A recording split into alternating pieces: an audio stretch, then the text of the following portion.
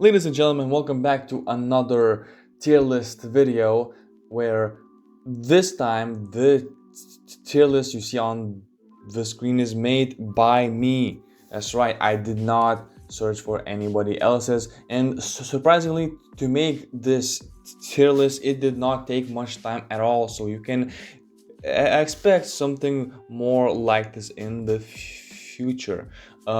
This is Fitness Habits and Such tier list. Um, you will see in a second exactly what I'm gonna be talking about, or you can just see on the screen what the things that we are going to be ranking are. The tiers are as the usual: S being the best, F being the worst. Um, I have nothing much else to say, so let's just get into it. First of all, um, being on a carnivore diet, um, meaning you only eat animal products. I'm not sure if this includes dairy, it might be, but also means that you do not consume any kind of fruit or vegetable or anything else like that. If it doesn't come from an animal, you do not consume it. Now, looking from a nutritional perspective, it is very possible, though expensive, but really possible to achieve every single micronutrient you would need except of vitamin C, of which you get absolutely none, and that is already a red flag. You Since you do not consume anything else other than animal products, if you do not consume milk or something like that, you will get absolutely no carbs at all. Now, if carbs are extremely beneficial. It is the easiest and the primary source of fuel for the body. And basically, if you don't have carbs for a period of time, your cognitive functions start to decline as well.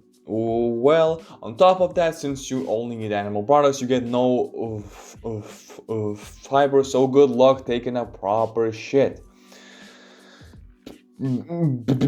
Because of those things that do add up pretty easily, I'm going to put this in E tier. I really want to put this in F, but I mean, it's high protein, right? It's easy to get most of your macros and stuff like that. And though it is a bad habit, it's not as bad as I used to really, claim that it is. So that's going in E tier.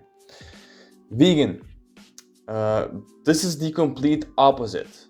While carnivore gives you easy in a lot of protein, vegan diet struggles with that. And though it is possible, it's harder. It's also harder to hit multiple kinds of micronutrients. Though you get a lot of fiber, you might be getting too much fiber. You get carbs, that's great, but that's it. I do not like vegan also, for again obvious reasons.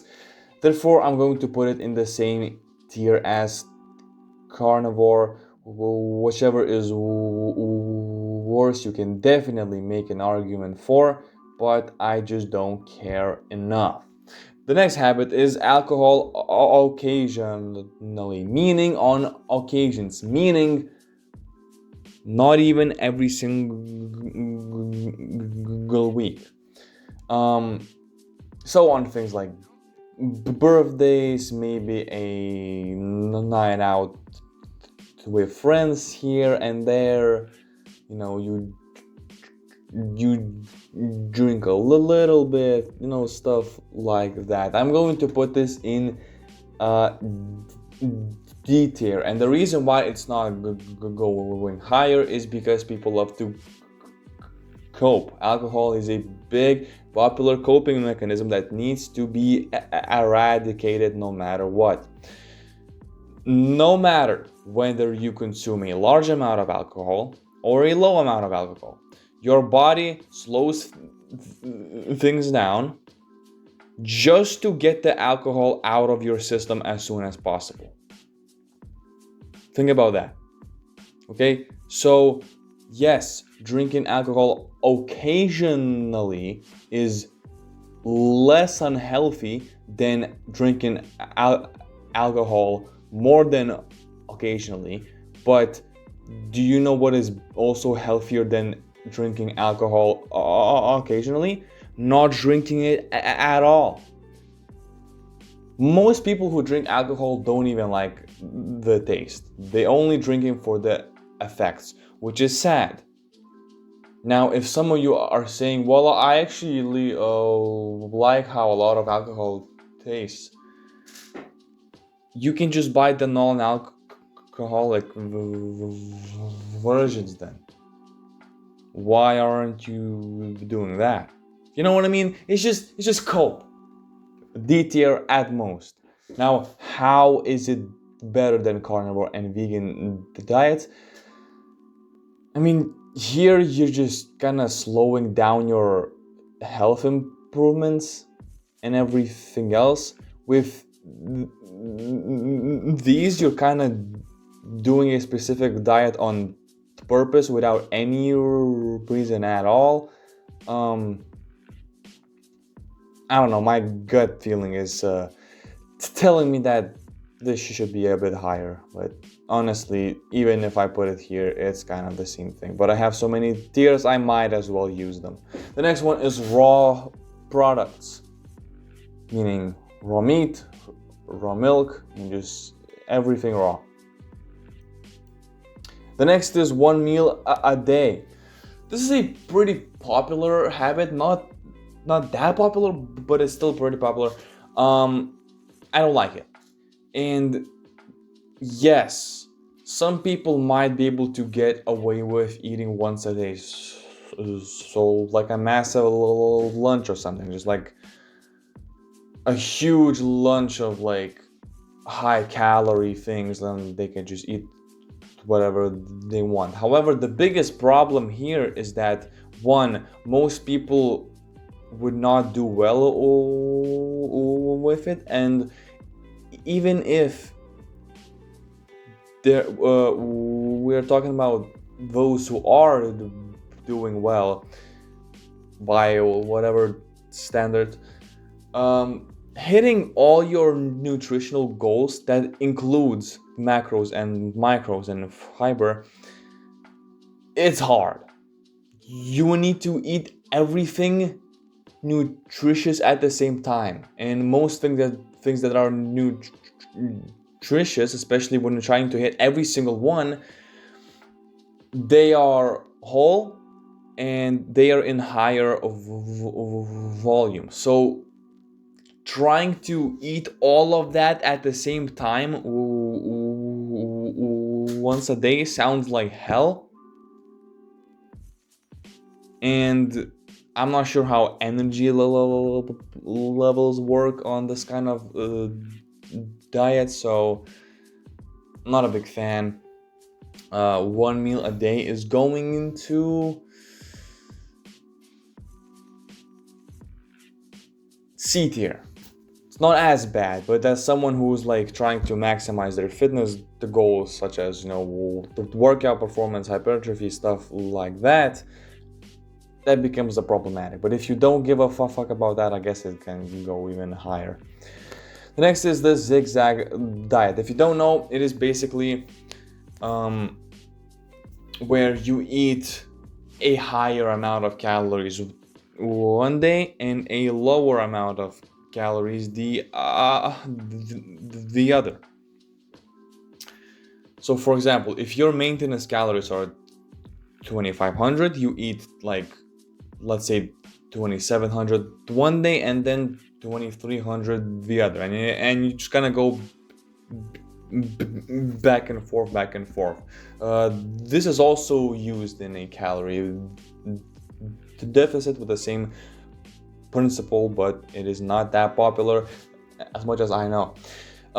This is actually not bad, and the reason why is because it still follows the laws of thermodynamics, meaning if weekly or so you consume the amount of calories that you need for a specific goal, it doesn't matter how you do it. However, it does take a little bit more discipline, I would think, to eat the lower amount of calories if you're trying to lose weight. It's a nice thing to have when you can eat more on one day, but when it's even lower on the other, that might be a bit problematic. So for that reason, I'm gonna put it in B tier, just because it doesn't have to be extreme. It doesn't have to be like 500 calories extra one day, but 500 calories less the other. It can look. It can even be 100. It can even be 50. Doesn't matter. You make it however you want it.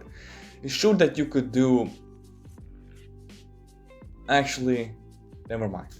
So, as this video is now 12 minutes long, I'm going to stop it here and make a part 2 right away after this. But if you're watching this video when it's uploaded, the part 2 is probably not uploaded yet. This is because I don't want to make a long amount of content and just post it and then think about what I should post next time, or when I can just split it and post 2 separate videos. Hope that's understandable. I will hope to see you there. Peace.